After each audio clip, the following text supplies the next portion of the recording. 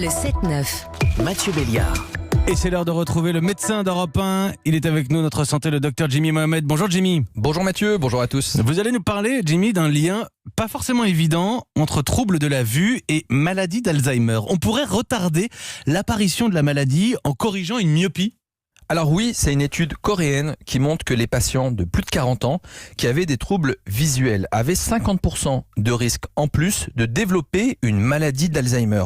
À ce stade, on ne sait pas exactement quel est le lien entre ces altérations de la vision et le développement de cette pathologie, mais cela fait écho quand même à un autre organe sensoriel dont l'altération peut favoriser l'apparition de la maladie, c'est la baisse de l'audition. On le sait, moins bien entendre est un facteur de risque de développer une maladie d'Alzheimer. Alors, tout cela n'est pas anodin, car on sait désormais que si on prend deux patients avec exactement les mêmes lésions cérébrales de maladie d'Alzheimer, eh bien, ils ne vont pas exprimer la maladie de la même façon. Ils ne vont pas avoir les mêmes symptômes.